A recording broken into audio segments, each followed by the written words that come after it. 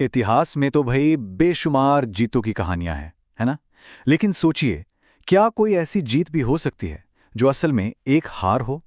एक ऐसी जीत जो किसी साम्राज्य को हमेशा हमेशा के लिए बदल दे। तलवार से नहीं, बल्कि पछतावे से। जी हाँ, आज हम बात करने वाले हैं सम्राट अशोक की और उनकी उस एक जीत की जिसने मौर्य साम्राज्य का पूरा नक्शा ही पलट कर रख दिया। तो चलिए थोड़ा पीछे चलते हैं उस एक सुबह में। ये सुबह थी कलिंग के युद्ध के मैदान की। जरा महसूस कीजिए, हवा में लोहे और खून की एक अजीब सी महक घुली हुई है और किसी को अंदाजा भी नहीं था कि ये सुबह भारतीय इतिहास की पूरी धारा ही मोड़ने वाली है। ये जमीन थी कलिंग की, एक ऐसी जगह जो अपनी खुशहाली और अपनी आज़ादी के लिए मशहूर थी। और हाँ, मौर्य साम्राज्य के लिए इसे जीतना मतलब एक बहुत बड़ी स्ट्रेटेजिक विक्ट्री थी। लेकिन उस सुबह उस जमीन का रंग बिल्कुल अलग था। वो लाल थी। और ये कोई उगते सूरज की लाली नहीं थी। नहीं, ये लाल रंग था खून का। 1 लाख से भी ज्यादा सैनिकों और आम लोगों के खून से सनी हुई थी वो धरती।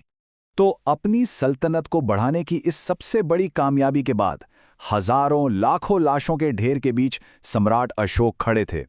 कहने को तो वो विजेता थे, पर उनके दिल में एक अजीब सी, एक अनजानी सी खामोशी थी। बाहर से देखिए तो सब कुछ परफेक्ट था। एक महान विजेता, हाथ में खून से सनी तलवार, आंखों में जीत का गुरूर। लेकिन अंदर अंदर कुछ और ही चल रहा था। पहली बार उनके जहन में एक सवाल उठ रहा था।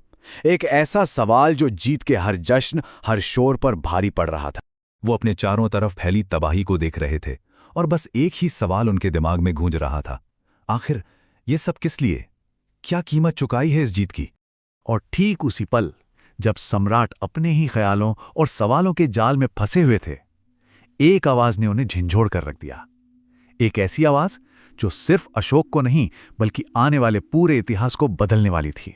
एक औरत चीखती चिल्लाती हुई सम्राट की तरफ बढ़ रही थी। उसकी आंखों से आंसू रुकने का नाम नहीं ले रहे थे और उसके हाथ वो डर से नहीं कांप रहे थे। नहीं, वो तो उस दर्द से कांप रहे थे जो इस जंग ने उसे दिया था। उसने सीधा सम्राट की आंखों में देखा और पूछा, सम्राट, आपने ये पूरा राज्य तो जीत लिया, पर मेरा बेटा मुझे वापस कौन देगा? बस ये एक सवाल, और जीत का सारा नशा एक पल में उतर दिया। ये एक ऐसा जख्म था जो किसी भी तलवार के वार से कहीं ज्यादा गहरा था। उस एक पल में अशोक ना तो सम्राट थे, ना विजेता। वो बस एक इंसान थे। एक ऐसा इंसान जो अपनी ही फैलाई तबाही को अपनी आंखों से देख रहा था। और फिर सब कुछ बदल गया। सबसे पहले तो अशोक बिल्कुल खामोश हो गए। फिर वो तलवार, हाँ, वही तलवार जो उनकी ताकत का, उनके साम्राज्य का प्रतीक थी, वो उनके हाथ से फिसलकर जमीन पर जा गिरी। और तब शायद पहली बार उन्होंने सच में अपनी आंखों से उस बर्बादी को देखा। तब उन्हें समझ आया कि उनकी जीत का असली मतलब क्या है। अब उनकी नजरों के सामने कोई जीता हुआ राज्य नहीं था। नहीं, उन्हें दिख रहे थे उजड़े हुए घर, बिलखते हुए अनाथ बच्चे और चारों तरफ बिखरी जलती हुई जिंदगियां। असल में तो ये थी युद्ध की असली कीमत। और उसी पल अशोक को वो बात समझ आई जो आगे चलकर उनके पूरे शासन का, उनकी पूरी जिंदगी का मूल मंत्र बनने वाली थी। जिस जीत में इंसानी हार जाए, वो जीत जीत नहीं होती। और ये सिर्फ एक ख्याल नहीं था, ये एक नई शुरुआत थी, एक नए अशोक की शुरुआत। तो बस उसे एक पल के एहसास ने सम्राट अशोक को हमेशा के लिए बदल कर रख दिया। उस दिन के बाद उन्होंने हमेशा के लिए तलवार को छोड़ दिया और एक बिल्कुल नया रास्ता चुना। एक ऐसा रास्ता जिसने चंड अशोक यानी क्रूर अशोक को धम्म अशोक यानी धर्म का पालन करने वाले अशोक में बदल दिया। देखिए, उनका पुराना हथियार था तलवार, जो क्या लाती थी? जीत, ताकत और बेहिसाब दर्द। लेकिन अब उनका नया हथियार बना धम्म। और धम्म का मतलब सिर्फ नैतिकता या शांति नहीं है। नहीं, ये शासन करने की एक पूरी नई पॉलिसी थी। एक ऐसा सिद्धांत जो करुणा पर, सामाजिक जिम्मेदारी पर और हर जीव के प्रति नैतिक कर्तव्य पर आधारित था। तो ये बदलाव कितना बड़ा था, जरा सोचिए।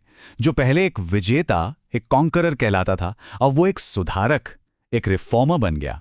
उनका तरीका युद्ध से बदलकर धम्म हो गया और इस धर्म को उन्होंने अपने पत्थर के शिलालेखों के जरिए पूरे साम्राज्य में फैलाया। और जानते हैं, इसी वजह से आज इतिहास उन्हें एक खूंखार राजा की तरह नहीं, बल्कि भारत के सबसे महान, सबसे पूजनीय सम्राटों में से एक के तौर पर याद करता है। और यहीं पर इस पूरी कहानी का सबसे बड़ा सबक छिपा है कि ताकत से जीता हुआ राजपाट तो वक्त के साथ खत्म हो जाता है, लेकिन जो नाम दिलों को जीत ले वो हमेशा हमेशा के लिए जिंदा रहता है। अशोक ने सिर्फ राज्य नहीं जीते, उन्होंने दिल जीते, और इसीलिए उनका नाम आज भी अमर है। तो सम्राट अशोक की ये कहानी हमें एक बहुत बड़े सवाल के साथ छोड़ जाती है। एक ऐसा सवाल जो हजारों साल पहले जितना जरूरी था उतना ही आज भी है। आखिर असली जीत है क्या? आज की इस दुनिया में असली जीत का मतलब क्या है?